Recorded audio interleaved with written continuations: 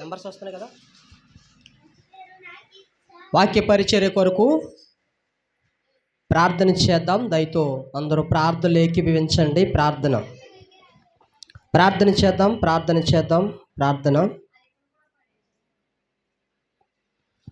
వాక్య నిమిత్తము ప్రార్థన చేద్దాం. అందరూ మోకరించండి. ఎవరు అల్లరి చేయకండి. అమ్మ ఖాళీ కూర్చోండి. ఎదురుకొచ్చండి. చిన్నపిల్లలందరూ ఎదురుకొచ్చండి. చాలా సంతోషం. మరి ప్రార్థన చేద్దాం. వాక్య పరిచర్య కొరకు అందరూ కళ్ళు మూసుకొని ప్రార్థన ఏకీభవించండి. మహాపరిశుద్ధుడా, మహాగణుడా, మహోన్నతుడమైన దేవా, మీ ఘనమైన శ్రేష్టమైన పరిశుద్ధమైన నామానికి వేలాది వందనాలు, స్తుతులు, స్తోత్రాలు చెల్లిస్తున్నామయ్యా ప్రభా. మరి గడిచిన వారమంతా మమ్మలను, మా సంఘాన్ని, మా కుటుంబాన్ని కాచి కాపాడి భద్రపరిచి మరొక దినాన్ని మా జీవితంలో ప్రవేశపెట్టినందుకు మీకు కృతజ్ఞతాస్తుతులు చెల్లిస్తున్నాం తండ్రి. ప్రభా, ఎందుకే పనికిరాని మమ్మలను, ఎక్కడెక్కడున్న మమ్మలను ప్రభా ఈ ప్రాంతానికి మీరు తోలుకొని వచ్చి ఒక విలువైన ప్రభా సందేశాల ద్వారా ఇక్కడ ఉన్న ప్రజలతో మీరు మాట్లాడుతున్నందుకు మీకు స్తోత్రం. మీకు వందనాలు చెల్లిస్తున్నామయ్యా. కొన్ని నిమిషాలు పక్షాన నిలబడి నీ మాటలు అందిస్తున్న నాకు సమయోచితమైన జ్ఞానమును మీ పరిశుద్ధాత్మ దేవుని సహాయం అనుగ్రహించండి. ఎందరైతే శబ్దం ద్వారా నీ మాటలు వింటున్నారో ప్రభా, వినగలిగే చెవులు, గ్రహించగలిగే మంచి మనస్సు ప్రభా మీరు మాకు అందరికీ దయచేసి మీరు మాత్రమే మహిమ, ఘనత, ప్రభావం పొందుకోమని యేసుక్రీస్తు ప్రార్థన మందిర పరిచర్యను దీవించి ఆశీర్వదించమని యేసుక్రీస్తు నామములో అతి మిక్కిలి వినయపూర్వకంగా ప్రార్థించి వేడుకుంటున్నాము కన్న తండ్రి, ఆమెన్. కూడి వచ్చిన సంఘమంతటికి కూడా మన అలోక రక్షకుడైన యేసుక్రీస్తు పేరట నా ప్రత్యేకమైన వందనాలు తెలియజేసుకుంటున్నాను. అందరికి వందనాలు. అలాగే ఎందరైతే మాటలు వింటున్నారో చర్చి ఆనుకొని చుట్టుపక్కల ఉన్న ప్రజలందరికీ, మరి ముఖ్యంగా గ్రామ పెద్దలందరికీ కూడా యేసుక్రీస్తు ప్రార్థన మందిర పరిచర్య ద్వారా మా ప్రత్యేకమైన వందనాలు తెలియజేసుకుంటున్నాం. మీ అందరూ క్షేమంగా ఉండాలని, మీరు అందరూ సంతోషంగా ఉండాలని ఎల్లవేళలా మీ కొరకు మేము ప్రార్థన చేస్తున్నాము. ఈ గ్రామం కూడా అభివృద్ధి పొందాలని మేము ప్రార్థన చేస్తున్నాం. దేవుడు అందరి ప్రార్థన ఆలకించి మరి కొన్ని ఏరియాల్లో రోడ్లు శాంక్షన్ అవ్వని, రోడ్లు వేయడానికి దేవుడు కృప చూపించాడు అధికారుల ద్వారా. అందరిని బట్టి దేవుడిని స్తుతిస్తున్నాము. ఇంకా చాలా అభివృద్ధి ఉంది కనుక ఈ గ్రామంలో అన్ని సమృద్ధిగా ప్రజలందరికీ ఎటువంటి ఇబ్బందులు కలగకుండా వాటర్ కానీ, రోడ్లు కానీ, డ్రైనేజీలు కానీ, ఎవరికి వారి చేతుల కష్టార్జితం కానీ ఎవరికి ఎటువంటి లోటు లేకుండా దేవుడు సమృద్ధిని అందించాలని మనస్ఫూర్తిగా ఒక సేవకుడిగా నేను దేవునికి ప్రార్థన చేస్తున్నాను. మీ అందరూ బాగుండాలి, సంతోషంగా ఉండాలి. మరి ప్రాముఖ్యంగా మీ అందరి జీవితాలకు ఒక విలువైన దేవుడు ఒక రాజ్యాన్ని సిద్ధపరిచాడు కనుక ఆ రాజ్యాన్ని మీరు స్వతంత్రించుకోవాలి. అందులో మీరు సభ్యత్వం తీసుకోవాలి. ఆ నిజదేవుని మీరు తెలుసుకోవాలి. ఏది సత్యమో ఏది అసత్యమో అది మీకు తెలుసుకొని మీరు ధ్యానించి సర్వసత్యములో మీరు అందరూ ఉండాలని, ఆ సత్యాన్ని వెంబడించాలని, ఆ సత్యదేవుని స్తుతించాలని, ఆ సత్యదేవుడి అడుగు జాడల్లో మీరు అందరూ నడవాలని, ఆయన ఆజ్ఞలను అనుసరిస్తూ, ఆయన ఆరాధిస్తూ, ఆయన గణపరుస్తూ, ఆయన మాటలకు లోబడి ఆయన ఇష్టానుసారంగా మీరు అందరూ బ్రతకాలని మనస్ఫూర్తిగా నేను కోరుకుంటున్నాను. అట్టి రీతిగా దేవుడు అట్టి జ్ఞానంలోనికి, అట్టి యొక్క దినాల్లోనికి దేవుడు మనందరినీ నడిపించునుగాక. ఆమెన్. చాలా సంతోషం. మరి ఒక అద్భుతమైన సందేశం ద్వారా ఇలా మీ ముందుకు రావడం జరిగింది. నేను చాలా సార్లు చెప్తున్నాను, నిశ్శబ్దంగా ఉండండి, అల్లరి చేసుకోకండి, ఆటపాటలు ఆడుకోకండి. పక్కన డిస్టర్బ్ చేసేవారు కూడా మనం డిస్టర్బ్ చేయించుకునేవారుగా మనం ఉండకూడదు. అర్థమవుతుందా?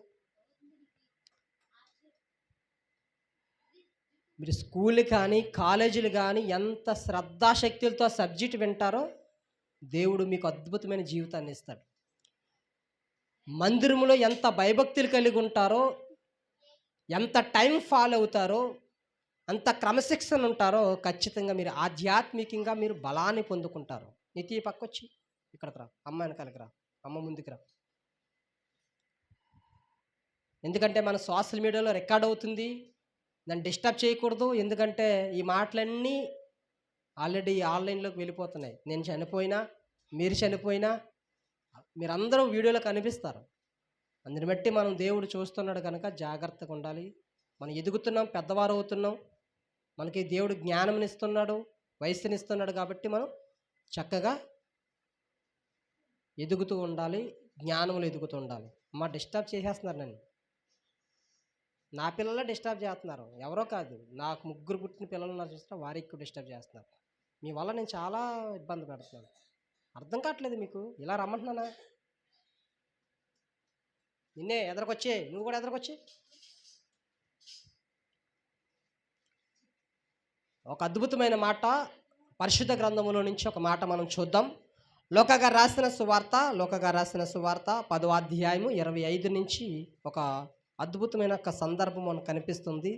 దేవుడు ఈ లేఖనములో ఉన్న మాట ద్వారా కొన్ని విషయాలు దేవుడు మనకి ఈరోజు నేర్పిస్తున్నాడు కనుక మీరు అందరూ జాగ్రత్తగా వినాలి. ఈ మాటలు వింటున్న ప్రజలు కూడా జాగ్రత్తగా మీరు వినాలి. లోకగా రాసిన సువార్త 10వ అధ్యాయము 25వ వచనం నుంచి నేను చదువుతున్నాను, జాగ్రత్తగా మీరు వినండి. ఇదిగో ఒకప్పుడు ధర్మశాస్త్రోపదేశకుడు ఒకడు లేచి ప్రభుని ఎలా అడుగుతున్నాడంట.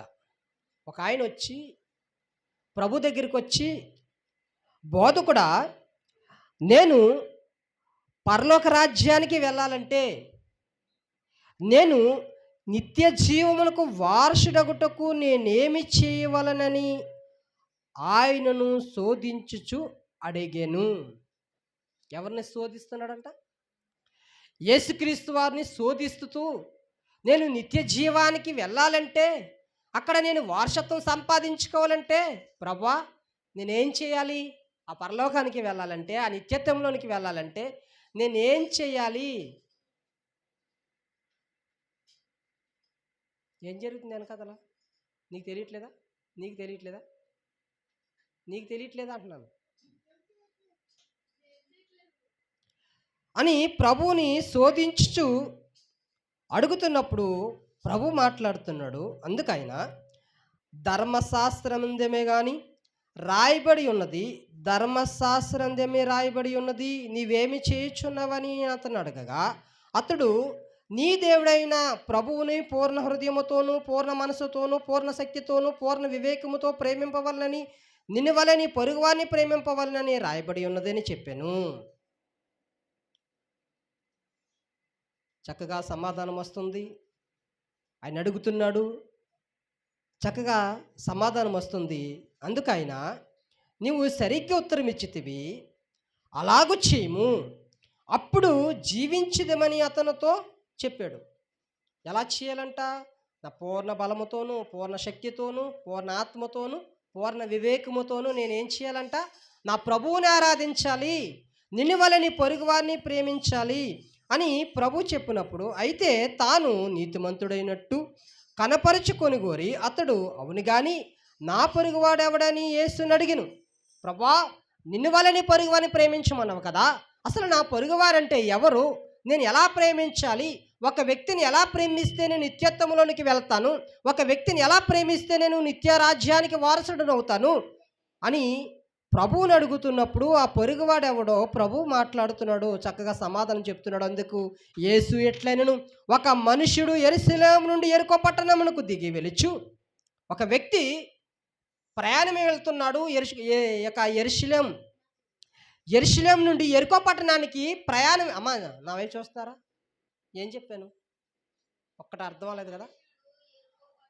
ఒక మనుష్యుడు, ఒక వ్యక్తి ప్రభు దగ్గరికి వచ్చి అడుగుతున్నాడు, నేను పరలోకి వెళ్ళాలంటే నేను ఏం చేయాలని అడుగుతున్నాడు. అప్పుడు ప్రభు చెప్తున్నాడు, నీ పూర్ణ ఆత్మతోనూ, నీ పూర్ణ మనసుతోనూ, పూర్ణ వివేకంతోనూ, పూర్ణ శక్తితోనూ నువ్వు దేవుణ్ణి ఆరాధించు అని అంటున్నాడు. నిన్ను వలె నీ పొరుగువాని ప్రేమించమని ప్రభు చెప్పాడు. అప్పుడు అంటున్నాడు, ప్రభా నా పొరుగువాడు ఎవడో అని అడిగాడు.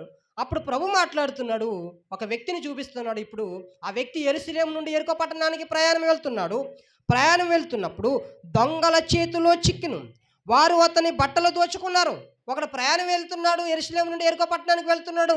ఆ వెళ్తున్న ప్రయాణములో ఆయన దొంగల ముఠ కాసి ఆయన ఏం చేశారు తెలుసా? తన వస్త్రాలను లాగేసుకున్నారు. తన వస్త్రాలను, బట్టలను దోచుకొని అతనిని కొట్టి, దొంగలు ఏం చేస్తారు? కొడతారా? దొంగతనం చేసేటప్పుడు మనం సహకరించకపోయామనుకో, వారిని అడిగిన నెక్లెస్ కానీ, వారు అడిగిన సెల్ ఫోన్ కానీ, వారు అడిగిన డబ్బులు కానీ మనం ఇవ్వకపోతే ఏం చేస్తారు? కత్తి తీస్తారు, బెదిరిస్తారు, అవసరమైతే కొడతారు. అలాగే ఈయన్ని దగ్గర బట్టలు లాగేసుకుని ఏం చేశారంటే కొట్టి చిన్న కొర ప్రాణముతో అంత చావు కొట్టేసి కొర ప్రాణముతో విడిచిపోయారు. అంటే చిన్న ప్రాణం ఉంది, అంత గట్టిగా కొట్టారనమాట. అంత బలమైన దెబ్బలు కొట్టేశారు. అలా పడిపోయాడు, దారిలో అలా పడిపోయాడు. దారిలో పడిపోతున్న ఆ వ్యక్తిని ఎవరు పట్టించుకోవట్లేదు. పట్టించుకోలేనప్పుడు అప్పుడొక్కడు ఒక యాజకుడు అనే వ్యక్తి అదే ప్రయాణంలో వెళ్తున్నాడంట. ఎవరైనా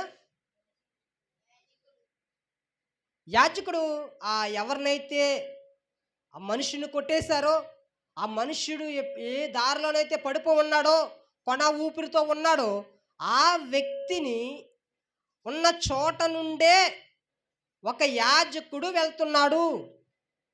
మరి కనిపిస్తాడా?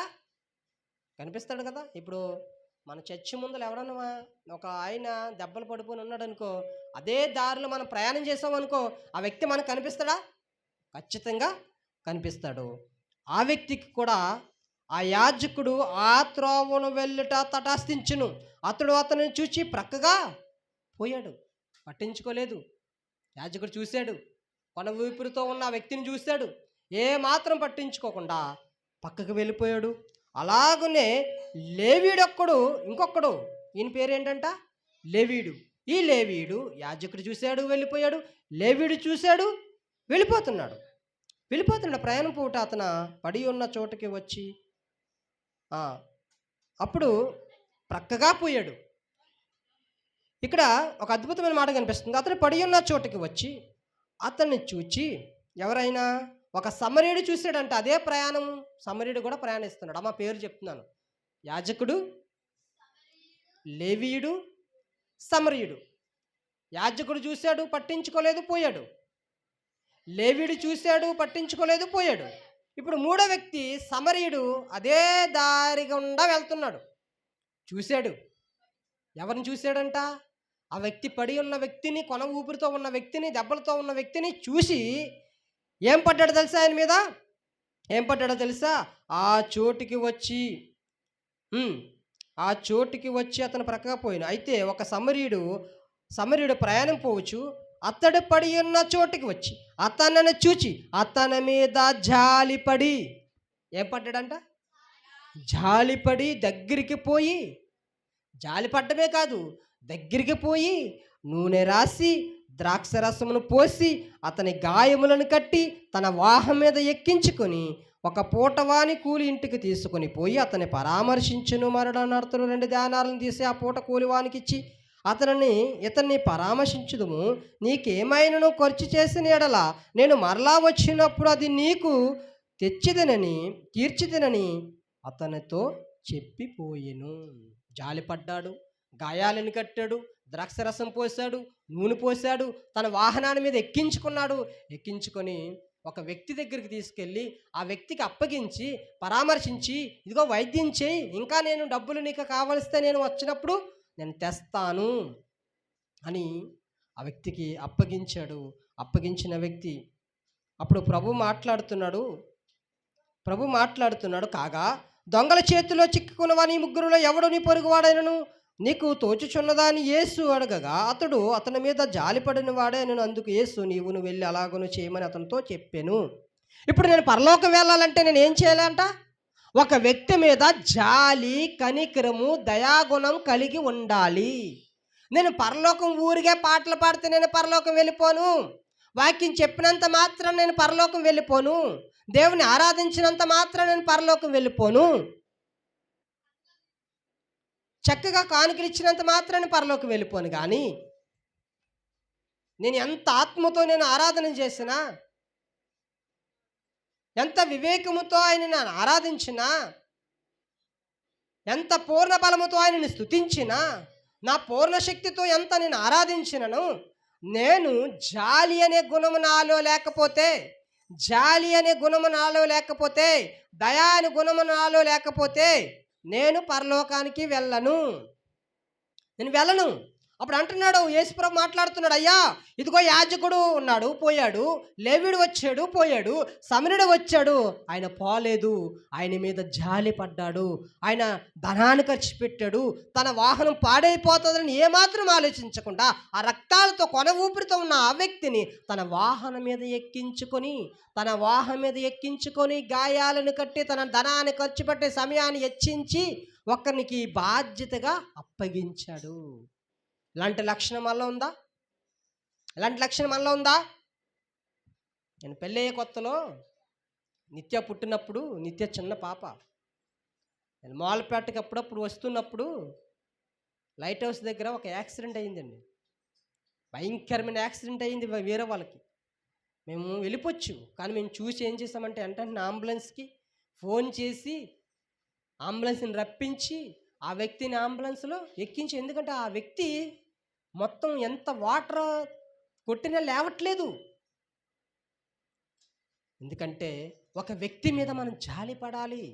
కొంతమంది యాక్సిడెంట్లు అయ్యేటప్పుడు వారి యొక్క రక్తాలతో ఉన్నారు, వారిని వాహనం మీద ఎక్కించుకుంటే నా ఆటో పాడైపోద్ది, నా కారు పాడైపోద్ది, నా సీటు పాడైపోద్ది, నా బండి రక్తంతో ఉండిపోద్దని చాలామంది చూడనట్టుగా వెళ్ళిపోయిన వారు అందరూ ఉన్నారు. ఒకవేళ నువ్వు క్రైస్తవుడు అయితే ఆ సిచ్యువేషన్లో నువ్వు ఉంటే ఆ వ్యక్తిని పరామర్శించకుండా, ఆ వ్యక్తికి వైద్యం చేయించకుండా, ఆ వ్యక్తి మీద జాలి చూపించకుండా, ఆ వ్యక్తి మీద దయ చూపించకుండా నీ సమయాన్ని కానీ నీ ధనాన్ని కానీ నువ్వు కేటాయించకపోతే నీ పొరుగువాడిని నువ్వు ప్రేమించట్లేదు. ఒకవేళ పొరుగువాడిని ప్రేమించకపోతే నాకు నిత్యరాజ్యములో నాకు వారసత్వం లేదు, ఆ నిత్యరాజ్యంలో నాకు ప్రవేశం లేదు. అందుకే ఒక క్రైస్తవుడు అనేవాడు, ఒక విశ్వాసకి ఉండవలసిన ఒక మంచి లక్షణం ఏంటో తెలుసా? మంచి గుణం ఏంటో తెలుసా? జాలి అనే గుణం కలిగి ఉండాలి. క్రైస్తవుడైనందుకు నాకు జాలి ఉండాలి. అమ్మ నా వైపు చూడండి రా, నా వైపు మాత్రం మీరు చూడండి. మీరు అటు అటు చూసారనుకో, మీరు చెప్పిన ఈ లెసన్, ఈ సబ్జెక్టు, ఈ వాక్యం మీలో ఫలించదు, లోపలికి వెళ్ళదు. మీరు పెద్దవాళ్ళు అవుతున్నారు, టీనేజ్కి వస్తున్నారు, దాన్ని బట్టి జాగ్రత్తగా వినండి. ఒక వ్యక్తి మీద మనం జాలి చూపించకపోతే, ఒక వ్యక్తిని మనం పరామర్శించకపోతే, మనకు తెలిసిన వారు కానీ, మన బంధువులు కానీ, మన స్నేహితులు కానీ, మన రక్త సంబంధికులు కానీ, వారి మీద మనకి జాలి లేకపోతే, వారి మీద మనం కనికరం చూపించకపోతే, మన ధనాన్ని ఖర్చు పెట్టకపోతే, మన సమయాన్ని వెచ్చించకపోతే, మనకి మరొకసారి చెప్తున్నాను, మనకు నిత్యరాజ్యములో వారసత్వం లేదు. దాన్ని ప్రవేశించుకోలేం, దాన్ని పొందుకోలేం, దాన్ని మనము ఆ యొక్క స్థలానికి మనం వెళ్ళలేం. చాలామంది తల్లిదండ్రులు అనారోగ్యంతో ఉన్నారనుకోండి, అమ్మా నావే చూడండి, తల్లిదండ్రులు అనారోగ్యంతో ఉన్నారనుకో, అమ్మ అలా ఉంచి నా తర దిగిందా, అమ్మ నాన్న అనారోగ్యంతో ఉన్నారనుకో, కనీసం చూడడానికి వెళ్ళలేని పిల్లలు ఉన్నారు తెలుసా? కనీసం హాస్పిటల్కి తీసుకెళ్ళి వైద్యం చేయించలేని పిల్లలు ఉన్నారు తెలుసా?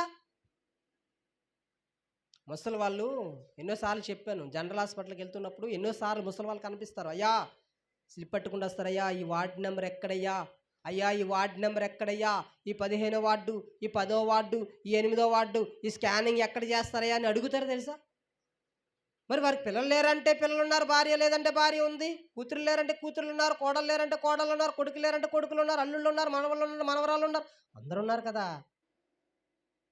బాగు చేస్తున్నారా? వారి మీద జాలి ఉంటుందా? మనకి ఒకవేళ జాలి లేకపోతే, జాలి అనే గుణం మనలో లేకపోతే ఖచ్చితంగా క్రీస్తును మనము అంగీకరించలేనట్టుగే. క్రీస్తు మన మీద జాలి చూపించాడు గనక, మన మీద జాలి పడ్డాడు గనక, ఆయన మహిమ లోకాన్ని విడిచిపెట్టి సామాన్యుడిగా ఏమీ లేనివాడికి లోకానికి వచ్చి మనల్ని కాపాడ్డాడు, జాలి పడ్డాడు, మన మీద జాలి పడ్డాడు. ఏంటి ఈ జాలి అనే గుణాన్ని మనం కలిగి ఉండాలని బైబిల్ అంటుంది. ఏముండాలంట? ఒక క్రైస్తవుడికి, ఒక విశ్వాసికి ఉండవలసిన లక్షణం ఏంటంట? జాలి. జాలి అనే లక్షణం నాలో ఉండాలి, జాలి అనే లక్షణం నీలో ఉండాలి. ఒకవేళ ఆ గుణం అంటే ఏంటి, ఆ లక్షణం అంటే ఏంటి నాకు తెలియదే, అసలు జాలి అంటే ఏంటి అని మనము ఏంటి ఈ ఏదో అమాయకత్వంగా మనం అడిగామనుకో, ఖచ్చితంగా దేవుడు నేర్పించడానికి సిద్ధంగా ఉన్నాడు. ఒకవేళ నీకు తెలియకపోతే దేవుడు ఖచ్చితంగా నీకు నేర్పిస్తాడు కనుక మనం నేర్చుకునే వారిగా ఉండాలి. నేను చాలాసార్లు చెప్తాను, దేవుని మందిరాలు అంటే ఏంటో తెలుసా? బ్రతుకులను మార్చగలిగే గొప్ప పాఠశాలలు. దేవుని మందిరాలలో బ్రతుకులు జీవితాలను మార్చగలిగే గొప్ప పాఠశాల ఏదైనా ఉందా అంటే యూనివర్సిటీల కంట, పెద్ద పెద్ద కాలేజీల కంట, యూనివర్సిటీల కంట, స్కూళ్ళ కంట గొప్ప పాఠశాల ఏదంట? దేవుని మందిరాలు.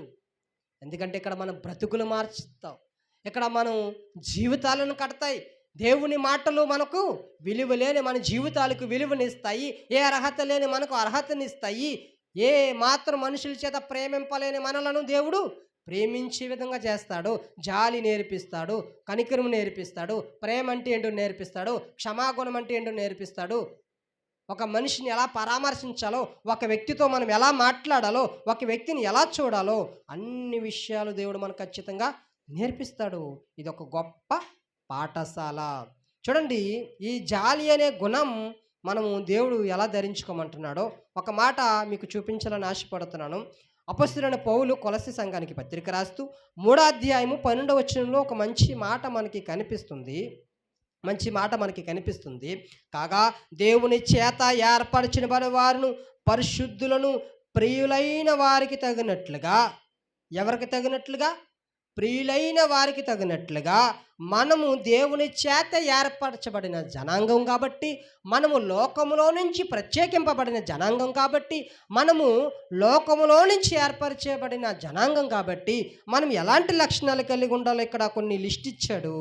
అది చాలా జాగ్రత్తగా మనం ధ్యానం చేద్దాం. మీరు జాలిగల మనస్సును, ఇక్కడ దయాలత్వం, వినయమును, సాత్వికము, దీర్ఘశాంతమును ఎన్ని ఉన్నాయి. ఇక్కడ మన సబ్జెక్ట్లో మనం ఏం తీసుకుంటున్నామంటే జాలిగల మనస్సును మీరు ధరించుకోండి. ఎలాగైతే మీరు వస్త్రాలు ధరించుకుంటున్నారో, ఎలాగైతే ఒక మంచి వస్త్రాలు మీ యొక్క శరీరాన్ని కప్పుకుంటున్నారో, మీరు కూడా జాలి అనే గుణాన్ని, జాలి అనే లక్షణాన్ని మీ ధరింపచేసుకుంటున్నప్పుడు, ఎవరో నీ పొరుగువాడు ఒక ఆపదలో ఉన్నప్పుడు, ఎవరో నీ పొరుగువారు కష్టంలో ఉన్నప్పుడు, ఎవరో నీ పొరుగువారు ఇబ్బందులు ఉన్నప్పుడు ఖచ్చితంగా వారిని పరామర్శిస్తావు, ఖచ్చితంగా వారిని పలకరిస్తావు. అయ్యా ఏమైందయ్యా, ఏమయ్యా, ఎలాగున్నావు, నీకు వచ్చిన ప్రాబ్లం ఏంటయ్యా, నీకు వచ్చిన ఈ యొక్క పరిస్థితి ఏంటయ్యా అని ఖచ్చితంగా నువ్వు అడుగుతావు. నీలో జాలి అనే గుణము నీలో ఉంటే ఖచ్చితంగా నీవు, నేను ఒక వ్యక్తి ఆపదలు ఉన్నప్పుడు, ఒక వ్యక్తి కష్టంలో ఉన్నప్పుడు, ఒక వ్యక్తి నష్టంలో ఉన్నప్పుడు, ఒక వ్యక్తి ఇబ్బందులు ఉన్నప్పుడు, ఒక వ్యక్తి కృంగిపోతున్నప్పుడు, ఒక వ్యక్తి కుమిలిపోతున్నప్పుడు, ఒక వ్యక్తి కుమిలి ఏడుస్తున్నప్పుడు, భయాక్రాంతులకు గురవుతున్నప్పుడు, మనం ఒకవేళ జాలి అనే గుణం మనం కలిగి ఉంటే, ఆ జాలి అనే లక్షణాన్ని మనం ధరించుకుంటే ఖచ్చితంగా ఏం చేస్తాం? వారి దగ్గరికి వెళ్ళి ఏం చేస్తాం? పరామర్శిస్తాం.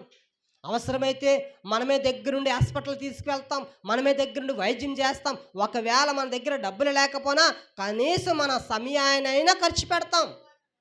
ఈ జాలి అనే గుణం మనం కలిగి ఉంటే, ఈ జాలి అనే లక్షణం మనం కలిగి ఉంటే ఖచ్చితంగా మనం సమయాన్ని వెచ్చిస్తాం. ఆ రోజు సమరుడు ఏం చేస్తాడు? తన సమయాన్ని వెచ్చించాడు, తన సమయాన్ని ఖర్చు పెట్టాడు. అయ్యో ఎవడెలా పోతే నాకేంటూ, ఆడెవడికే యాక్సిడెంట్ అయింది, ఆడెవడో కష్టంలో ఉన్నాడు, ఆడెవడో ఇబ్బందుల్లో ఉన్నారు, వాళ్ళెవరో నష్టంలో ఉన్నారు, వాళ్ళకి ఏదో జరిగింది, నాకేంటి, నేను క్షేమంగా నా వాహనం వెళ్ళిపోతుంది కదా, చక్కగా నా సాగిపోతుంది కదా అని సమరీయుడు అనుకోలేదండి.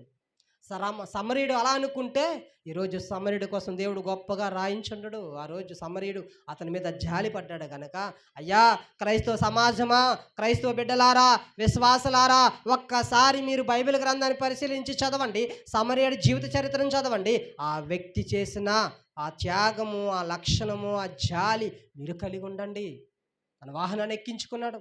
అయ్యో నా వాహనం పాడైపోతుందని ఏమాత్రం ఆలోచించలేదు. వాహనం ఎక్కించుకొని తన జనాన్ని ఖర్చు పెట్టి, తన సమయాన్ని వెచ్చించి ఆ వ్యక్తికి, తన పొరుగు వానికి సహాయం చేశాడు. ఈ లక్షణం నీవు నేను కలిగి ఉండాలి. ఏం చేస్తున్నావు? చేసిన వాళ్ళకన్నా బుద్ధి ఉండాలి, చేయించుకున్న వాళ్ళకన్నా బుద్ధి ఉండాలి. పక్కన ఏం జరుగుతుందో చూడండి. ఓకేనా? ఒక మాట చూద్దాం. సొలొమోను గారు రచించిన సామెతల గ్రంథంలో ఒక అద్భుతమైన మాట మనకు కనిపిస్తుంది. సొలొమోను గారు రాసిన సామెతల గ్రంథము 25వ అధ్యాయము ముగించుకుందాం ఒక 5-10 నిమిషాల్లో. సామెతల గ్రంథము సొలొమోను గారు పరిశుద్ధాత్ముడు సొలొమోను ద్వారా రాయబడిన లేఖన భాగాన్ని 25వ అధ్యాయము 21వ వచనము మనం ఒకసారి ధ్యానం చేద్దాం కలిసి. ఒకసారి బైబిల్ గ్రంథాన్ని తెరిచి మీరు చూడండి. 21వ అధ్యాయం. నీ పగవాడు ఆకలిగొనున్న ఎడల వానికి భోజనము పెట్టుము. అర్థమవుతుందా? మరి మీరు స్కూల్కి వెళ్తున్నారా, కాలేజీకి వెళ్తున్నారా? ఒకవేళ నీ పక్కన స్టూడెంట్కి క్యారేజ్ లేకపోతే నువ్వేం చేయాలంట? కనీసం కొంచెం అన్నమైనా ఆ కప్పులో ఆ మూతలో పెట్టి వాడు ఆకలి తీర్చాలి. నీకు నచ్చలేని వాడైనా, నీకు ఇష్టం లేని వాడైనా, నీ పగవాడైనా, నీ శత్రువైనా వారి ఆకలిని తీరిస్తే ఆ వ్యక్తి మీద నువ్వు జాలిపడినట్టు. ఆ వ్యక్తి మీద నువ్వు జాలిపడితే నా ప్రభువు నేను స్వీకరిస్తాడు. దేవునామానికి మహిమ కలుగును గాక. నీ పగవానికి భోజనం పెట్టుము, వాడు ఆకలి తీర్చు. ఆ పూట ఆకలి నువ్వు తీర్చవయ్యా, తీర్చు. ఆ లక్షణం కలిగి ఉండు. పనికి వెళ్తున్నావా? పనిలో నీ పక్కవాడి క్యారేజీ లేదా? ఖచ్చితంగా నీ కప్పులో కొంచెం అన్నం పెట్టు, సహాయం చేయి. సహాయం ఎవరు చేస్తారో తెలుసా? జాలి అనే లక్షణం కలిగి ఉంటే, ఆ లక్షణం మనలో ఉంటే మన పగవాడైనా, మన శత్రువైనా, మన నచ్చలేని వాడైనా, మనం తిట్టుకున్నవాడైనా, మనం అసహించుకున్నవాడైనా ఖచ్చితంగా అయ్యో ఆకలితో ఉన్నాడు, అయ్యో విలవిలలాడిపోతాడు, అయ్యో ఈ పూట పని చేయలేడు, కళ్ళు తిరిగి పడిపోతాడేమో, ఏదైనా జరగకుండా జరుగుతుందేమో నువ్వు ఆ వ్యక్తి మీద నువ్వు జాలి పడి ఆ పూటకి అన్నం పెట్టాలండి. ఆ చిన్నతనంలో అమ్మా జాగ్రత్త వినాలి. ఆ చిన్నతనంలో మన బంధువులు ఎవరైనా అప్పుడు ఏమన్నారు తెలుసా? అగ్గేసుకోలేదనేవారు తెలుసా? విన్నారు ఈ పదాలు? మీకు తెలియదులే. అన్నం వండుకోలేని మాటను ఏమన్నారు తెలుసా? అగ్గేసుకోలేదంట, పలానా వాళ్ళు అగ్గేసుకోలేదంట అని ఆ వండి పెట్టి ఒక గిన్నెలో, అప్పుడు సత్తి గిన్నెలు అనుకుండి అండి, కంచి గిన్నెలు సత్తి గిన్నెలు ఉండి దాంట్లో అణిచి ఒక కారు గిన్నెలో కూరేసి అన్నం పెట్టి, అయ్యో పలానోళ్ళకి అగ్గేసుకోలేదంట, పలానవారు అన్నం వండుకోలేదంట, అయ్యో పిల్లలు ఉన్నారు అని ఏం చేశారు తెలుసా? పూర్వం నా చిన్నతనంలో పెట్టేవారండి. పట్టుకి వెళ్ళి వాళ్ళకి ఇచ్చేవారు అన్నం. ఇది చాలామందికి కరువు జరిగేది. చాలాసార్లు నా జీవితంలో కూడా జరిగింది. మాకి కూడా అన్నం తెచ్చేవారు కూడా బంధువులు ఉన్నారు. మేము కూడా అన్నం పెట్టిన రోజులు కూడా చాలా రోజులు, చాలాసార్లు, చాలా సంవత్సరాలు మేము ఎదుటి వారికి సహాయం చేసే ఆ స్థితి మాకు తెలుసు, ఆ పరిస్థితులు మాకు తెలుసు. ఇది ఎవరు పడితే వారు చేయరు. ఎవరు చేస్తారు తెలుసా? జాలి అనే గుణం ఉంటేనే ఇవి జరుగుతాయి. ఈరోజు చూడండి, పక్కింటి వాళ్ళు ఏం కూర వండుకున్నారో మనకు తెలియదు, పక్కింటి వారు అన్నం వండుకున్నారో లేదో తెలియదు, పక్కింటి వారు అనారోగ్యంతో ఉన్నారా, ఆరోగ్యంగా ఉన్నారా, బాగున్నారా, అప్పులతో ఉన్నారా, బాధల్లో ఉన్నారా, ఏ సమస్యలు ఉన్నారు, ఎటువంటి ఇబ్బందులు ఉన్నారు, ఏ మనిషికి ఈరోజు తెలియట్లేదు తెలుసా? పెద్ద పెద్ద నగరాల్లో అయితే ఆ బాడీ కుళ్ళిపోయి కంపు కొడుతుంది చూసారా? అప్పుడు అయ్యో బ్యాడ్ స్మెల్ వస్తుందండి అని అప్పుడు అంబులెన్స్కి ఫోన్ చేయడమో, పోలీస్ స్టేషన్కి ఫోన్ చేయడమో అప్పుడు చేస్తున్నారు. అప్పుడు వరకు వారు ఎంత విలవిలలాడిపోయారో, ఎంత గింజుకున్నారో, ప్రాణాలు కాపాడడానికి ఎంత ప్రయత్నం చేశారో. సూసైడ్ చేసుకున్నప్పుడు ఏంటి గెన పెట్టుకుని పేల్చేసుకుంటే వెంటనే చనిపోతాం. ఊరేసుకుంటే ఏమవుతుందో తెలుసా? అరుపులు వస్తాయి, కేకలేస్తారు, పెద్ద పెద్ద అరుపులు వేస్తారు. అలాగే పాయిజన్ తీసుకున్నా ఆ నొప్పికి, ఆ బాధకి మనం తట్టుకోకుండా ఎంత కష్టంగా నరకం అనుభవించి చచ్చిపోతారో తెలుసా? కానీ ఈరోజు ఏమైపోయిందో తెలుసా? ఒక విషయం తెలుసా? పక్క పోర్షన్లో ఏం కూర వండుకుందో ఈ పోర్షన్ వరకు తెలియట్లేదు తెలుసా? పక్క గదిలో ఏం కూర వండుకుంటున్నారో, పక్క గదిలో ఏం జరుగుతుందో, ఒకే ఇంట్లో ఉంటున్న మనము ఈరోజు ఆ వ్యక్తి ఇంట్లో ఏం జరుగుతుందో తెలుసుకోలేని పరిస్థితుల్లో ఉన్నాం మనం. మనుషులు అంత జాలి, దయ, కనికరము లేని ప్రజలుగా ఈరోజు మనుషులు తయారైపోతున్నారు. అవతల వ్యక్తులు కూడా మనల్ని కూడా అవాయిడ్ చేసేవారు కొంతమంది ఉన్నారు.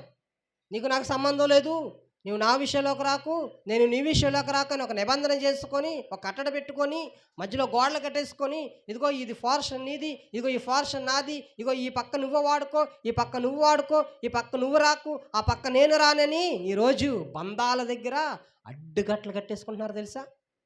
అడ్డుకట్లు కట్టేసుకుంటున్నారు.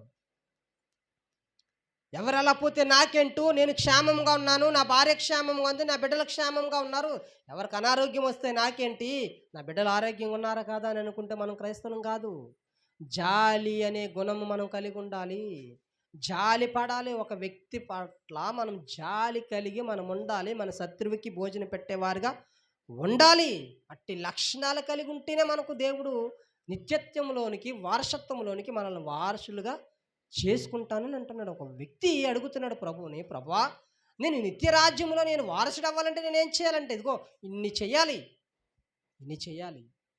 నీ వాహనం పాడైపోతుందనో, నీ సమయం పాడైపోతుందనో, నీ ధనము ఖర్చు అయిపోతుందమనో అని నువ్వు ఒక వ్యక్తి ఆపదలో కష్టాల్లో ఉంటే ఆ వ్యక్తిని పరామర్శించకపోయినా, ఆ వ్యక్తి దగ్గరికి వెళ్ళి నువ్వు చూడకపోయినా, ఆ వ్యక్తిని నువ్వు పలకరించకపోయినా, ఆ వ్యక్తికి నీకు సహాయం చేయకపోయినా మనము ఖచ్చితంగా దేవుడి యొక్క రాజ్యములో వారసులం కాము. దేవుని రాజ్యంలో మనం వారసులం కాదండి. ఒక అద్భుతమైన మాట మీకు చూపిస్తున్నాను. కీర్తన గ్రంథం 41వ అధ్యాయము 1వ వచనం. కీర్తన గ్రంథము 41వ అధ్యాయము, కీర్తన గ్రంథం 41వ అధ్యాయము 41వ అధ్యాయము 1వ వచనం. పేదలను కటాక్షించేవాడు ధన్యుడు. మనం ఎవరిని కటాక్షించాలంట? పేదలను. తిండి లేని వారిని, గుడ్డ లేని వారిని, గూటి లేని వారిని మనము కటాక్షించాలి, కరుణ చూపాలి, జాలి పడాలి వారి మీద. మనం వివాహాలు చేసుకుంటే ఎవరిని పిలుస్తాం? ఎవరు ఎక్కువ కిట్టాదలు వేస్తారో, ఎవరైతే గిఫ్ట్లు ఎక్కువ ఇస్తారో, ఎవరైతే కానుకలు ఎక్కువగా ఇస్తారో, ఎవరైతే మనకు డబ్బులు ఎక్కువగా వేస్తారో వారిని సెలెక్ట్ చేసుకొని మనం ఫంక్షన్కి పిలుస్తాం. అడుక్కుని వారిని పిలుస్తామా? రోడ్ల మీద ఉన్న పిచ్చోళ్ళని పిలుస్తామా? ఎందుకు పిలము? కనీసం పిలవట్లేదనుకో, కనీసం వారికి ఆ పూట అయిన భోజనం సిద్ధం చేస్తున్నామా? పోనీ చేయట్లేదనుకో, ఒకవేళ ఒక అడుక్కునోడు వచ్చి అయ్యా అన్నం పెట్టండి అని అడుక్కుంటే అన్నం పెడుతున్నామా? పెట్టట్లేదండి. రీసెంట్గా నేను ఒక మీటింగానికి వెళ్ళాను. ఎంత బాధాకరమైన విషయం ఏంటంటే, నేను చాలా బాధపడ్డాను. అప్పటి వరకు భోజనాలు పెట్టారు, ఆ ఇంట్లో తలకా మాసం వండారు, చికెన్ వండారు, సాంబార్ వండారు, కాయగూర వండారు, మంచి వంటలు పెట్టారు, సంఘాన్ని పిలిచారు, అందరినీ పిలిచారు, భోజనాలు పెడుతున్నారు. వాక్యం అవుతుందని భోజనాలు ఆపేశారు, మంచిదే, దాన్ని తప్పు పట్టట్లేదు. అయితే ఒక మామ, ఆ మామ కూడా ఊరికినే రాలేదు. ఆ మామకి చేరేస్తామని ఆ మామకి చీటీ ఇచ్చి, అమ్మా పలానా రోజు పలానా చోట మీటింగ్ జరుగుతుంది, అక్కడికి నువ్వు వచ్చే, ఇదిగో నీకు చేరేస్తాము, ఇదిగో స్లిప్ ఇస్తున్నాము, అక్కడ నువ్వు వస్తే నీకు భోజనం పెట్టి నీకు చేరిచ్చి పంపిస్తామని ఆవిడ పిలిచారు. పిలిచిన ఆవిడ పాపము వస్తుందండి. నేను అలా కూర్చున్నాను గేటు ముందల, ఆ ఇంటి గేటు ముందర కూర్చున్నాను. వస్తుంది, గేటు తీసుకుంటుంది, లోపలికి వెళ్తుంది, మరలా వచ్చేస్తుంది, మరలా కాసేపు ఉంటుంది, మరలా లోపలికి వెళ్తుంది, మరలా బయటకు వచ్చేస్తుంది. ఎందుకు ఇలా జరుగుతుందో తెలుసా? ఈ ముసలామె భోజనం పెడతారని ఆశతో వెళ్తుంది. వాళ్ళు ఏం చేస్తున్నారు? పో పో పో బయటికి వెళ్ళిపో అని తగిలేస్తుంటే మరలా అలా కూర్చుంటుంది, మా పక్కనే ఉంటుంది. ఉండి ఆవిడ ఏమనుకుంటుందంటే, మరలా ఏం చేస్తున్నారు, ఎవరో నాకులాంటి ఒక సేవకుడు కానీ, నాకులాంటి ఒక మంచి డ్రెస్ వేసుకొని, మంచిగా హుందాగా ఉండి, మంచి ఆస్తులు సంపాదించుకొని, మంచి పేరు ప్రఖ్యాతలు కలిగని, మంచి హోదాలో ఉన్నవాడు నాలాంటి వాడు ఎవడైనా ఒకడు వచ్చి అలా గేటు తీసుకుని వెళ్తే వాడిని దగ్గరికి వెళ్ళి ఆడికి ఎదురు వెళ్ళిపోయి వాడిని తీసుకెళ్ళి లోపల కూర్చోబెట్టి, వాళ్ళ డైనింగ్ టేబుల్ కూర్చోబెట్టుకొని, వాళ్ళ బెడ్రూమ్లో కూర్చోబెట్టుకొని, మటన్ వండి, తలకా మాంసం పెట్టి, చికెన్ పెట్టి, సాంబార్ పెట్టి అన్ని సప్లై చేస్తున్న వీళ్ళను ఆ మామ చూస్తుంది. అయ్యో వాళ్ళిద్దరిని పంపించేశారు కదా, అన్నం పెడుతున్నారమో అని మరలా వెళ్తుంది, మరలా వెనక్కి పంపించేస్తున్నారు, మరలా వెనక్కి పంపించారు. అలాగే 4-5 సార్లు తిరిగింది తెలుసా. ఇప్పుడు నువ్వు పిలిచావు, నువ్వు చేరేస్తానన్నావు, ముద్ద పెడతానన్నావు కదా, ఆస్తో వచ్చింది ఆవిడే. నువ్వు ఎప్పుడో 10 గంటలకు పెడతాను, 12 గంటలకు పెడతాను, 10 గంటలకు పెడతానంటే ఆ ముసలోళ్ళు అప్పటి వరకు ఉంటారా? ఇదే పల్లెటూరులో అయితే ఏం చేస్తారు తెలిసి, అప్పటికి సగం నిద్ర అయిపోద్ది కదా. కనికరించాలి, పేదలను కటాక్షించాలి. పేదలను కటాక్షించువాడు ధన్యుడు. వారిని కటాక్షం చూపాలి, వారి మీద జాలి చూపించాలి. నాకు లాంటి వాడికి అన్నం పెట్టకపోయిన దేవుడు ఏమో క్షమిస్తాడేమో, కానీ ఒకవేళ పేదవారు, ఆ పూటకు తిండి లేని వారు, ఆ పూట బట్టలు కట్టుకోలేని వారు, ఆ పూట గూటి లేని వారు ఒకవేళ వస్తే మనం ఏ మాత్రమైనా తృణీకరించామా, మనం నిత్యత్వంలో వారసత్వం సంపాదించుకోలేం తెలుసా. జాలిపడాలి, జాలిపడాలి. అయ్యో అన్నం లేదేమో, అయ్యో ఆకలితో ఉందేమో, అయ్యో ఇన్నిసార్లు వస్తుంది అయ్యా, కొంచెం అన్నం పెడితే ఏమైపోతుంది? మటన్ అడుగుతుందా, తలకా మాసం అడుగుతుందా, మీ జాయింట్లు అడుగుతుందా? సాంబార్తో పెట్టేసినా తృప్తిగా భోజనం చేసి వెళ్ళిపోద్దండి. నేను అనుకున్నాను, ఎంత అన్యాయం జరుగుతుంది, నేను చాలా బాధపడుతున్నాను. ఆ వాండర్ని పిలిచాను, అయ్యా కొంచెం అన్నం అంటే పెట్టండి, అన్నిసార్లు వస్తుంది పాపం, తగిలేస్తున్నారు. పోనీ ఎవరికి పెట్టట్లేదంటే అందరికీ పెడుతున్నారండి. ధనవంతులకి పెడుతున్నారు, మంచి మంచి హోదా ఉన్న వారికి పెడుతున్నారు, నాయకులకి పెడుతున్నారు, అధికారులకు పెడుతున్నారు, కానీ ఈ మామకు మాత్రం అన్నం పెట్టట్లేదు.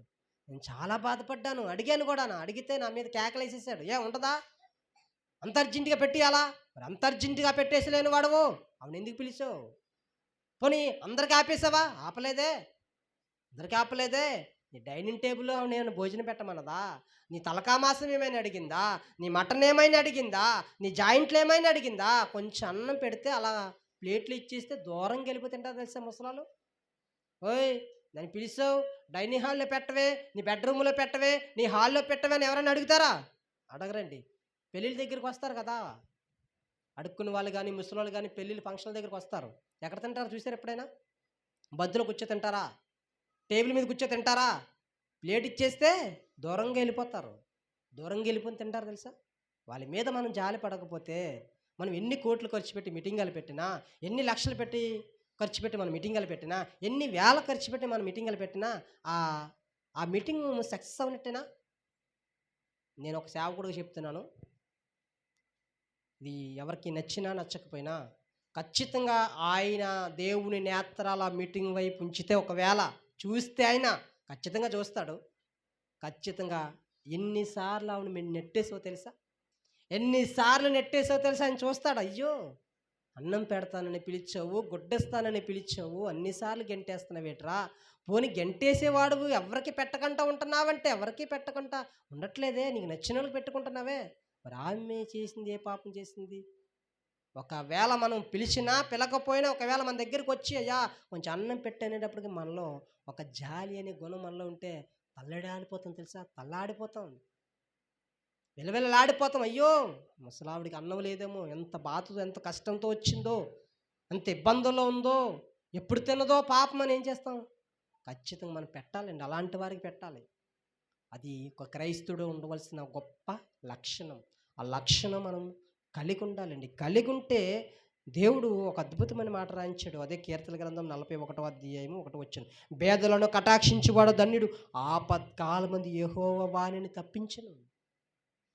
నాకు ఆపద వచ్చినప్పుడు, నేను జాలి గల మనసు నేను ధరించుకొని ఉన్నప్పుడు, కనికరం గల మనసు నేను ధరించుకున్నప్పుడు, ఒక వ్యక్తిని ప్రేమించే విధంగా నేను ఉన్నప్పుడు, అయ్యో నిన్ను వాళ్ళ నీ పొరుగు వారిని ప్రేమించమని దేవుడు నేను ఆజ్ఞను పాటిస్తున్నప్పుడు, ఖచ్చితంగా నాకు ఏదైనా ఆపద వస్తే, ఆపద నుంచి నా తండ్రి, నా పరలోకపు తండ్రి, నా యెహోవా, నా దేవుడు, నా సృష్టికర్త నన్ను ఏం చేస్తాడు తెలుసా?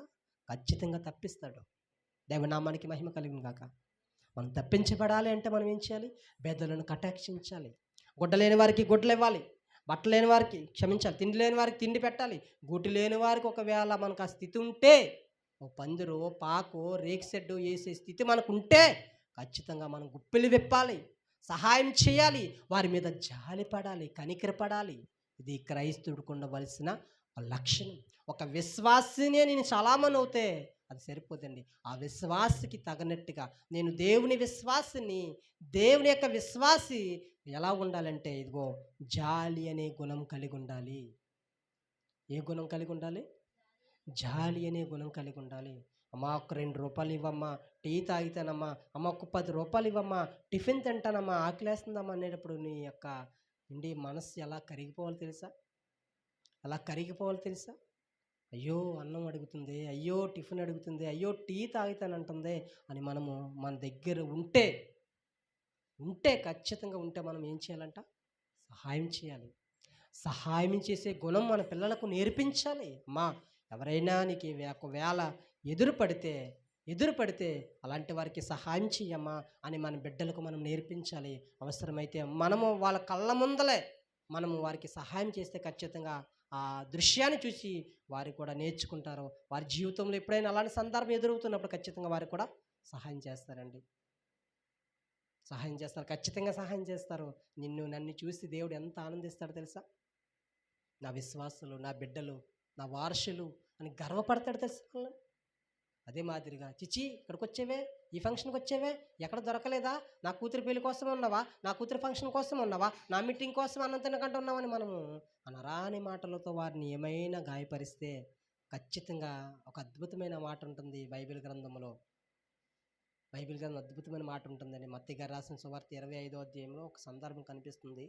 యేసుప్రభు మాట్లాడతాడేమని తెలుసా? ఒక వ్యక్తి ఆకలితో నీ ఇంటికి వస్తే నువ్వు అన్నం పెట్టావు అనుకో, నువ్వు ఎవరికి పెట్టినట్టు తెలుసా? నా ప్రభువుకి పెట్టినట్టు తెలుసా? ఒక వ్యక్తి అనారోగ్యంతో బాధకి గురవుతున్నప్పుడు ఆ వ్యక్తిని పరామర్శించావు తెలుసా? నువ్వెవరిని పరామర్శించావు తెలుసా? నా ప్రభువుని పరామర్శించావు. ఒక వ్యక్తి చెరసాలలో ఉన్నప్పుడు, కట్టకట్టల్లో మగ్గిపోతున్నప్పుడు ఆ వ్యక్తిని చూడడానికి వెళ్ళే తెలుసా? నువ్వెవరిని చూడడానికి వెళ్ళావు తెలుసా? నా ప్రభువుని చూడడానికి వెళ్ళావు. నా ప్రభువుకి ఆకలి తీర్చావు, నా ప్రభువుకి వస్త్రాలు ఇచ్చావు, నా ప్రభువుని కటాక్షించావు, నా ప్రభువు మీద జాలి పడ్డావు. ప్రభు అడుగుతాడు, అయ్యా ఎప్పుడయ్యా నువ్వు ఆకలి కొన్నావు? ఎప్పుడయ్యా నీకు వస్త్రాలు ఇచ్చాము? ఎప్పుడయ్యా నీకు అన్నం పెట్టాము? ఎప్పుడయ్యా నువ్వు రోగి ఉన్నప్పుడు నేను చూడడానికి వచ్చావు? ఎప్పుడయ్యా నువ్వు చెరసాల ఉన్నప్పుడు నేను పరామర్శించావు అంటే ప్రభు అంటాడు, ఇదిగో నీ సాటి సహోదరుడికి నువ్వు చేసావు కదా, నీ సాటి వ్యక్తికి నువ్వు చేసావు కదా, నువ్వు ఆ వ్యక్తికి చేస్తే నాకు చేసినట్టేనరా అన్నాడండి. ఆ గొప్ప మాట ఈరోజు క్రైస్తవ విశ్వాసులకి కానీ సేవకులు కానీ మనందరికీ అర్థమవుతే అంత ధన్యులము తెలుసా? ఇటు ఒక్క పూట అన్నం పెడితే నా ప్రభువుకు అన్నం పెట్టినట్ట.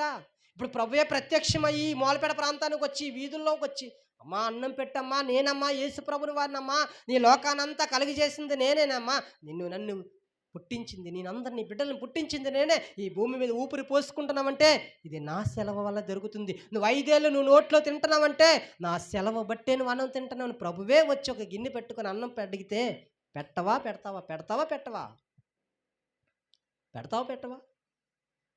పెడతాం కదా. అదే వ్యక్తి ఒక ముసలోడుగానో, చిరిగిపోయిన బట్టల్లోనో, చింపురు గుడ్డలు వేసుకోనో, గడ్డాలు పెంచుకోనో, మాసిపోయో, స్నానం లేకో మన దగ్గరికి వచ్చినప్పుడు అమ్మా అన్నం పెట్టమ్మా అంటే పెడుతున్నామా? అమ్మా చీరలు ఉన్నాయా అంటే ఇస్తున్నామా? అయ్యా సహాయం చేయండి అంటే ఇస్తున్నామా? ఇవ్వట్లేదండి. ఇవ్వకపోతే మనం దేవుని వారసులం కాదు, దేవుని విశ్వాసలం కాదు. సాటి సహోదరుని ప్రేమించలేని వాడు, మంచి మాట ఉంటుందండి యోహాను పత్రికలో, కంటికి కనిపించిన మనిషిని ప్రేమించలేని వాడువు కనిపించని దేవుని ఎలా ప్రేమిస్తావు? దేవుడు కనిపిస్తాడా? ఎలా ఉంటాడు? ఏ రూపంలో ఉంటాడు? అంత పర్సనాలిటీ ఉంటాడు? అంత హైట్ ఉంటాడు? అంత లావు ఉంటాడు? ఏ బొమ్మను చిత్రీకరణ చేయగలవు నువ్వెంత శిల్పకారుడువైనా దేవుణ్ణి గీయగలవా? దేవుని డిజైన్ నీకు తెలుసా? దేవుని హైట్ ఏంటో తెలుసా? దేవుని వెయిట్ ఎంతో తెలుసా? దేవుని రూపం ఏంటో నీకు తెలుసా? ఒక కంటికి కనిపించలేని దేవుణ్ణి నువ్వు ప్రేమిస్తున్న నీవు కంటికి కనిపించిన ఈ మనుషులను కూడా మనం ప్రేమించాలి. ప్రభు అంటాడు ఖచ్చితంగా, చిచ్చి నువ్వెవడో నాకు తెలియదురా, నువ్వు నన్ను ప్రేమించట్లేదు. దానికి నిదర్శనం ఏంటో తెలుసా? ఇటు కనిపించలేని నన్ను ప్రేమించేస్తున్నావా? కంటికి కనిపిస్తున్నా నీ సహోదరుని ప్రేమించలేని నీవు కనిపించని నన్ను నువ్వు ఎలా ప్రేమిస్తున్నావు? ఆ మాట నేను నమ్ముతానా? నీ మాటల్లో న్యాయం లేదే, నీ మాటల్లో యథార్థత లేదే, నీ మాటల్లో నీతి లేదే, నీ మాటల్లో ప్రేమ లేదే. ప్రభువు మనం ముఖం మీద మాట్లాడితే మనం ముఖం ఎక్కడ పెట్టుకుంటాం? కంటికి కనిపించిన మనిషిని ప్రేమించువాడే కనిపించని దేవుణ్ణి ప్రేమిస్తాడండి. అండర్లైన్ చేసుకోండి, పెద్ద కొటేషన్ పెట్టుకోండి. ఒకవేళ దేవుని చిత్తమైతే ఒక మంచి కొటేషన్స్ నేను మందిరంలో పెడతానండి. మంచి మనిషిని ఆలోచింపజేసే వాక్యాలను దేవుడు గ్రంథములో లిఖితము చేసిన మాటలను చర్చి నిండా పెడతానండి. చర్చి ఇక్కడ ఒక మంచి మందిరం కట్టబడుతున్నప్పుడు ఒక మంచి డిజైన్స్ వేసి మంచి వాక్యాలు రాసి పెడతాను తెలుసా? కంటికి కనిపించని మనిషిని ప్రేమించలేని వాడు కనిపించని దేవుని ప్రేమిస్తున్నాడా అంటే అది అబద్ధం ఆడుతున్నాడు అనమాట. నేను మోసగాడును, అలాంటి మాటలను మాట్లాడితే నేను అబద్ధికుడును, నేను అన్యాయం చేసిన వాడిని, నేను మంచోడిని కాదు. జాలి అనే లక్షణాలు లేదు, జాలి అనే మనసునాలను ధరించుకోలేదు. అంటే మాటలు మీరు నమ్మకండి. కనిపించని దేవుని ప్రేమించేవాడు కంటికి కనిపించిన అమ్మని ప్రేమిస్తాడు, కంటికి కనిపించిన తండ్రిని ప్రేమిస్తాడు, కంటికి కనిపించిన సహోదరులను ప్రేమిస్తాడు, పరామర్శిస్తాడు, పలకరిస్తాడు, ధనాన్ని ఇస్తాడు, ఖర్చు పెడతాడు, సమయాన్ని ఖర్చు పెడతాడు. ఎన్నోసార్లు నన్ను తిట్టుకున్న వారు కూడా నేను ఈ చేతులతో హాస్పిటల్కి తీసుకెళ్లే రోజులు ఉన్నాయి. ఎన్నోసార్లు హేళన చేసి చిచ్చి ఇలాంటి వారి ఇంటికి నేను ఎప్పుడు జీవితంలో రాకూడదన్న సందర్భాలను కూడా ఎంతోమందిని పరామర్శించడానికి వెళ్ళే రోజులు ఉన్నాయి. నేను గొప్పని చెప్పుకోవట్లేదు. ఈ పరిశుద్ధ గ్రంథంలో నా మాటలు నాకు ఆలోచింపజేసాయి. అయ్యో వెళ్ళమంటున్నాడే ప్రభువు, నీ శత్రువు దగ్గరికి కూడా వెళ్ళమంటున్నాడే అని ఇప్పుడు నేను ఒక మాట అంటాను. నేను ఆ ఇంటికి వెళ్ళననే మాట నా నోట రాకూడదు. ఒకవేళ ఆ మాట వచ్చిందంటే ఆ వ్యక్తి ఎంత డేంజర్ ప్రదేశంలో ఉన్నాడో, ఆ వ్యక్తి వల్ల ఎంత నాకు డేంజర్ ఉందో, ఆ వ్యక్తి వల్ల ఎంత ప్రమాదం ఉందో అది నాకు తెలిసిన రోజు ఒకవేళ అవాయిడ్ చేయొచ్చేమో. కానీ ఊరికినే మనం చిన్నదానికో పెద్దదానికో అలక తెచ్చుకొని ఆ ఇంటికి వెళ్ళను, ఆ వ్యక్తితో మాట్లాడను, వాళ్ళు నాకు నచ్చదు, వీళ్ళు నాకు నచ్చదు అని నాకు లేదండి. మనం తిట్టిన వారిని కూడా మనం పలకరించాలి. మనం తిట్టిన వారు మన శత్రువులు కూడా ఆపదలు ఉన్నప్పుడు వారిని ఆదుకోవాలి, పరామర్శించాలి. ఒక మాట చూపించి నా మాటలు ముగిస్తున్నాను. అపోస్తలుడైన పౌలు హెబ్రీయులకు రాసిన పత్రిక 13వ అధ్యాయము ఆఖరి మాట.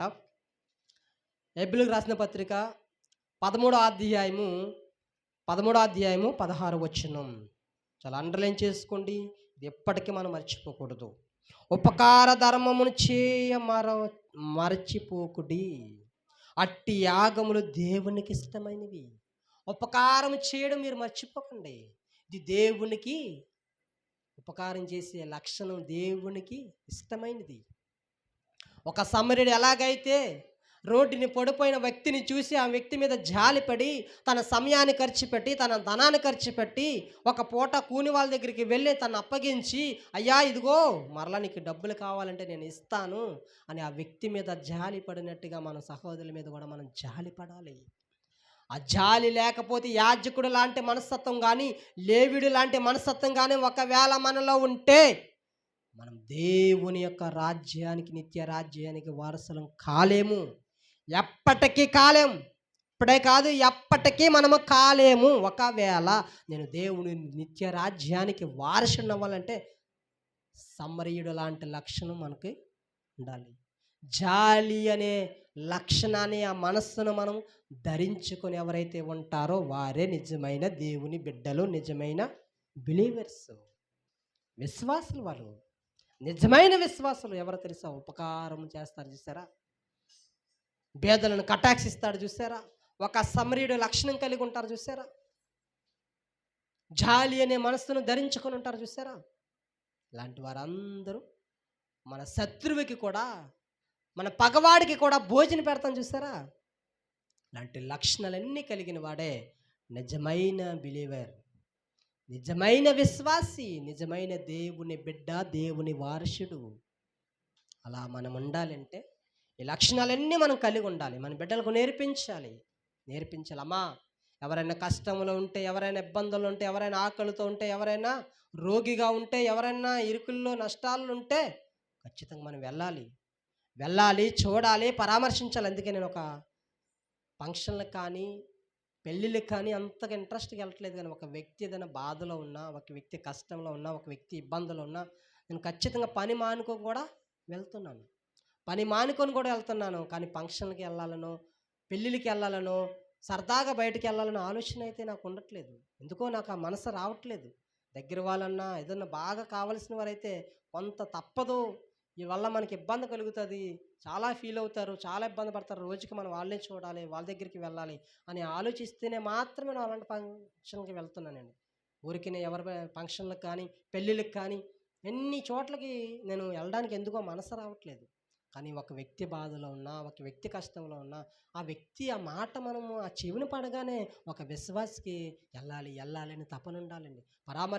పరామర్శించాలి. నేను కూడా కొన్ని విషయాల సహాయం చేయలేకపోతున్నాను. ఎందుకంటే నాకున్న పరిస్థితులను బట్టి, అయ్యో నేను ఇన్ని మాటలు చెబుతున్నానే, నేను కూడా నా తరపు నుంచి, సంఘం తరపు నుంచి ఏదో ఒక సహాయం పొందాలని మరి గతంలో మనము ముసలివారికి ఒక నెలకొకసారి భోజనాలు పెట్టాలని ఒక తీర్మానం కలిగి చక్కగా సక్సెస్ అయింది. కానీ కొంతమంది మనకున్న పరిస్థితులను బట్టి, ఇబ్బందులు బట్టి మరలా అదే ఆగిపోయింది. దేవుని చిత్తమైతే ఖచ్చితంగా అలాంటి పనులు చేయడానికి అంటే మనసు దేవుడు నాకు ఇచ్చాడు గనక, ఒకవేళ ఆ స్థితి మనకిస్తే మనకున్న దాంట్లోనే కనీసం కొద్ది మందినైనా మనము ఆదుకునేవారుగా, కొద్ది మందినైనా మనం బలపరిచేవారుగా, కొద్ది మందినైనా మనం ఆకలి తీర్చేవారుగా ఖచ్చితంగా మనం ఉండాలి. ఒకవేళ అలాంటి సందర్భాలు మనకు ఎదురవుతే ఖచ్చితంగా అలాంటి లక్షణాలు కలిగి ఉంటే నిజంగా మనం నిజమైన విశ్వాసులము, నిజమైన దేవుని వారసులము. అంటే ధన్యత దేవుడు మనకు అందరికీ అనుగ్రహిస్తాడని విశ్వాసంతో ఈ మాటలు మీరు మనసులో భద్రం చేసుకుంటారని నేను ఆశపడుతూ చిన్న ప్రార్థన చేస్తాను. అందరూ తల్ల వంచండి. ప్రార్థన. అత్యున్నత సింహాసనం మీద ఆసీనుడైన దైవమానికి వందనాలు స్తోత్రాలు చెల్లిస్తూ, ప్రభా ఒక నిజమైన విశ్వాసం ఉండవలసిన గొప్ప లక్షణం ఏంటంటే జాలి అనే గుణం కలిగి ఉండాలి. ఆ లక్షణం మేము ధరించుకోవాలి. ఆ మనసు మేము కలిగి ఉండాలి. లేఖనం సెలవిస్తుంది కనుక ఉపకారం చేయ మర్చిపోకండి. ఎందుకంటే అట్టి కార్యములు దేవునికి ఇష్టమైనవని ప్రభా నీ గ్రంథం సెలవిస్తుంది కనుక ప్రభా నీ లక్షణాలు కలిగి ఉండడానికి, సమరయుడు లాంటి లక్షణం కలిగి ఉండడానికి, సమరయుడు లాంటి సహాయం చేసేవారుగా, సమరయుడు లాంటి మంచి త్యాగం చేసేవాడుగా ప్రభా మాకు అట్టి మనసును మాకు ప్రభా దయచేయమని, ఒకవేళ ఏమైనా ప్రభా నీకు వ్యతిరేకంగా బ్రతికైతే మమ్మల్ని క్షమించి నీ మాటలన్నీ మా హృదయంలో భద్రపరుచుకునే ఆలోచన, జ్ఞానమును, వివేకం మీరు మాకు దయచేసి మీరు మాత్రం మహిమ తెచ్చుకుని యేసుక్రీస్తు వారి పరిశుద్ధమైన నామములో ప్రార్థించి వేడుకుంటున్నాము కన్న తండ్రి. ఆమేన్.